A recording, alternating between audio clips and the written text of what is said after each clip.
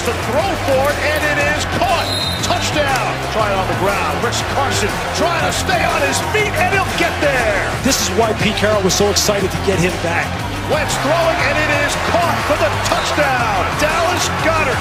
Fourth down upcoming. Got to kick a field goal here. Wentz throwing, and there's the interception. Quandre Diggs flies. Seahawks fly in the Philadelphia end zone. Yeah, I wouldn't exactly call it fly, Eagles fly. What's going on, everybody? Welcome to First Take. Thank you so much for being with us. Stephen A. Smith, Max Kellerman, I'm Molly Karen Rose. Monday Night Football, we'll dive right into it. It's actually the Hawks that are soaring. The Eagles have fallen. Carson Wentz has now had 15 interceptions. He's taken 45 sacks thus far this season. Something like that hasn't happened since the 80s. Max, I'll start with you. They have just... Oh, go ahead. I just wanted to say, Molly, I can't start off the show without highlighting the blue is looking very, very lovely. Max Kellerman, the tie, the dapping, all of that stuff. But you might want to move the tie a little bit to your right. Just a little bit, Max Kellerman, to your right-hand side. I'm saying just a little. To my right, like this, you mean, right? To your right. Just a little bit over. There we go. I got you. Well, thank you. We ready to distract. We ready. I'm just here for y'all. Crossing our T's. I'm just trying to be here for y'all. Appreciate just trying to be here for y'all. Not a Windsor, so it's a little asymmetrical. All right, let's go. Philly guys, just 3 wins. Max, tell me this. Do you think the Eagles need to just clean house at this point? Oh, yeah, there's no other. I mean, like, look, I'm the one. Yes, the answer is yes. I'm the one coming out always and killing Carson Wentz because I noticed since last year when everyone was saying how great he was playing, he was regressing badly. That's continued now till no one can deny it anymore.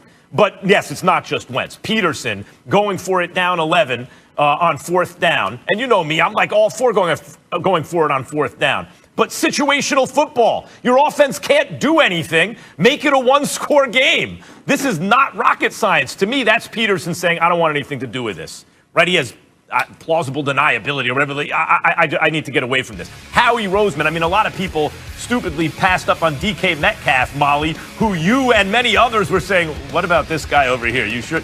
But Howie Roseman was one of them. Howie Roseman passed up on Jefferson to take Rager, who was said he runs a 1.240. Remember, you heard things like he runs a 4.340, but at the combine it was closer to 4.5 and couldn't get separation at all yesterday. No, and by the way, and then drafts Jalen Hurts in the 2nd round, who's clearly that's an indictment of Carson Wentz, but obviously Hurts isn't ready to do anything, or they'd have given him a more of a look so far. And by the way, Peterson, when he puts Hurts in, the offense is doing nothing. They have like 5 consecutive series with possessions with like they're 3 and out, they're 3 and out, they're 3 and out. They put Hurts in, there's a pre-snap penalty, and then he completes like a 6-yard pass. Immediately, Carson Wentz comes back in, right?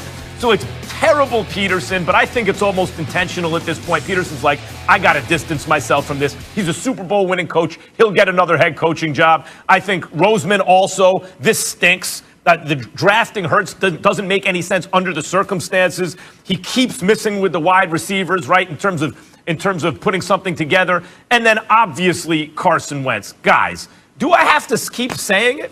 Do I have to keep saying it? The dude is the worst starting quarterback in the NFL right now. Stephen A., if you want to say, well, if Roseman and Peterson were doing better, he wouldn't be the worst, I agree with that. He'd be average, low average.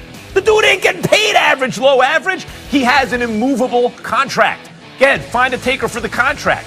What have I been saying? Like earlier in the season, see if you can get Nick Foles for Carson Wentz. Not that Foles would do any better with this Eagles team, but at least you get out. Like Foles has a modest contract. Wentz is getting paid like a superstar. So at least you get out from under Wentz's contract, and the Bears will get a mobile quarterback who at least used to be able to pass the ball down the field. Wentz was awful again. Stephen A., yes. You're confusing me. Are you saying the coach needs to go, the GM needs to go, or everybody needs to go? I'm lost. What are you saying?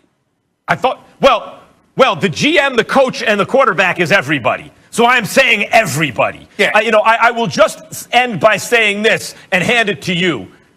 Carson Wentz was facing an historically bad defense last night, and he made them look like the '85 Bears. Right? They couldn't they had like negative 3 yards in their first 5. It was ridiculous. He can't do anything. He's shot. And I blame the enablers on the team and in the media who keep telling him how great he is when he keeps regressing. Why doesn't anyone tell him the truth? Carson Wentz, you stink. But there was greatness in there. But right now it's all messed up. You got to get better. Okay. Now, before I go into my soliloquy, let me ask you a question, Max Kellerman. Are you aware of how old Carson Wentz is? He's 28. 27. He's 28 years old. 28. Well, I'm sorry. They said 28. I'm sorry. If I'm wrong, I'm wrong. But it says right here he's 28 years old. What I'm asking you is this: at the age of 25, were we not saying that he was great, that he was on the verge of greatness? Yep, he was. Okay. So what I'm saying to you is where you and I part ways is that your criticisms are on point. But when we talk about cleaning house, that means everybody got to go. And I'm of the mindset that Peterson has to go, even though Peterson is a Super Bowl winning quarterback. And do you know why I believe Peterson has to go? For exactly the reason you said. He don't look like he wants to coach this guy. He doesn't look like he believes in this guy. Agreed. He doesn't look like he believes that this is the guy that he wants to ride with. But the Eagles are committed, to $59 million to this man over the next year or two? He ain't going anywhere. So the fact that Carson Wentz ain't going anywhere because you're not going to get anybody to take those numbers, and on top of it all, you got to pay him those numbers. I'm sorry, the head coach, who used to be an offensive coordinator, who used to be a quarterback's coach, that dude has to be held accountable because that's your job. Now, if you were a defensive coordinator, let's say, for example, Max, he was Tony Dungy, or he was Lovie Smith, or he was Mike Tomlin or somebody. Hell, if he was Vic Fangio, well, guess what? Defense is your thing. I brought in a quarterback's coach. I brought in an offensive coordinator to work with this guy, and it's not working out. That would be different. But for Peterson, this is what you do.